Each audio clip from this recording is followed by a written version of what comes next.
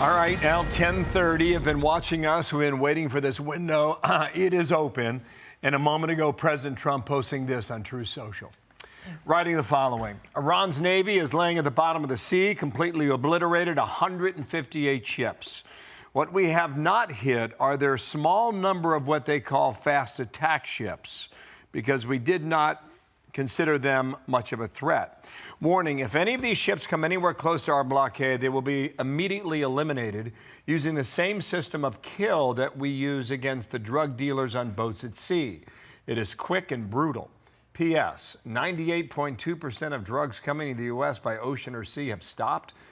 Thank you for your attention to this matter. So that was posted a moment ago.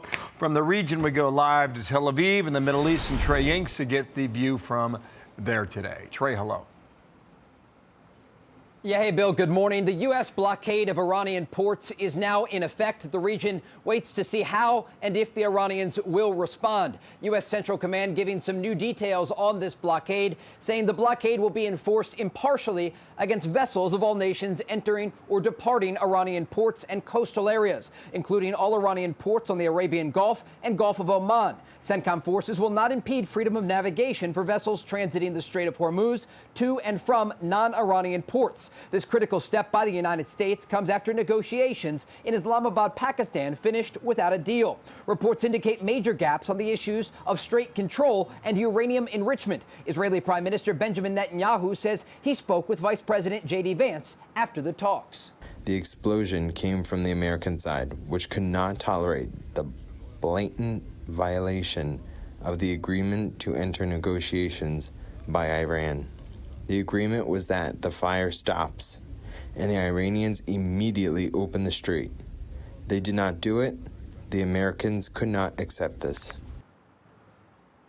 On Sunday, Netanyahu visited southern Lebanon, where the fight against Hezbollah continues. He was joined by Israeli Defense Minister Israel Katz. Today, Hezbollah continued rocket and drone attacks over the border against northern Israel. Now, Bill, right now, the Israeli military has raised the alert level across the country over concerns that Iran may get directly involved in the fight once again, following the closure of the Strait of Hormuz and the blocking of Iranian ports. Wow. Bill? Okay, a lot to track. Thank you, Trey. Good to have you on it. Back there, Tel Aviv, Israel.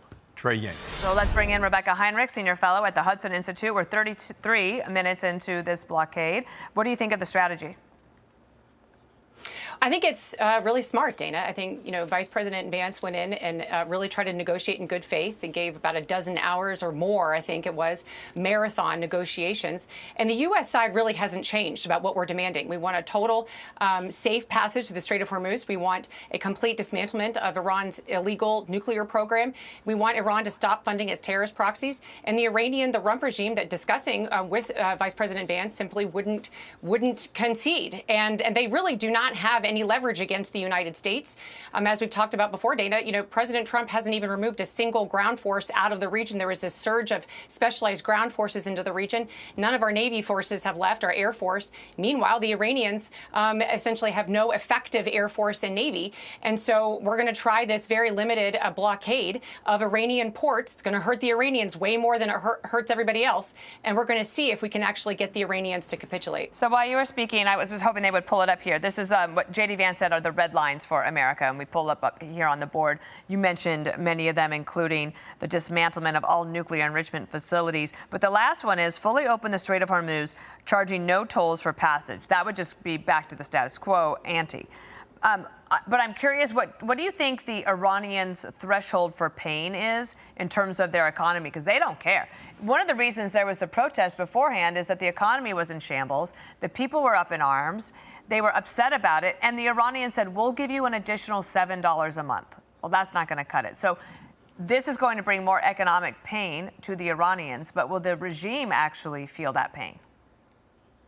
So it's really important that we differentiate between the Iranian people and the Iran regime. So you're really right to do that, Dana. So any threats against things that would affect the Iranian people disproportionately than the Iran regime itself, it's not going to change the behavior of this rump regime. The only thing that's going to change the behavior of the rump regime, if anything at all, is threatening their life. So threatening the actual regime leaders, the IRGC, which the Israelis have been very effective at fully penetrating into this leadership. There's that, and then there's also just completely cutting off their ability to carry out any kind of attacks at all, which is what I think this blockade against these Iranian ports are going to do, because this is the lifeblood into funding the regime.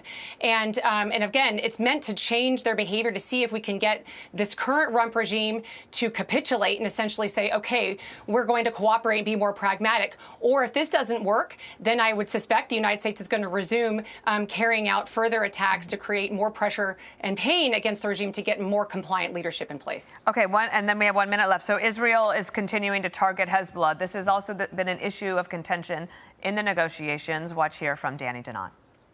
We have no beef with Lebanon. On the contrary, we want to see a sovereign Lebanon, and we have a mutual enemy that's fighting the sovereignty of Lebanon, which is Hezbollah.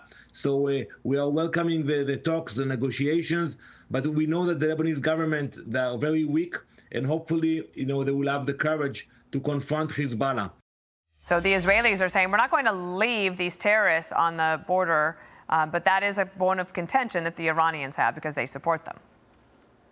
Which is really interesting, because Iran has contended for years and years that they do not support Hezbollah. But clearly, part of the U.S. goal in Epic Fury is for the Iran regime to stop supporting its proxies. Hezbollah has been one.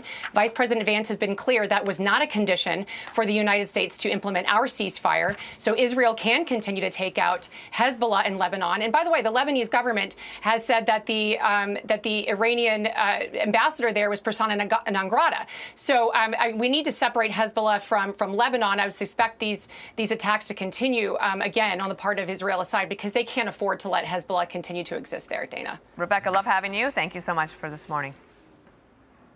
Thanks, Dana. Be sure to like and subscribe for all the Fox News latest on YouTube, and catch full shows streaming now on Fox One.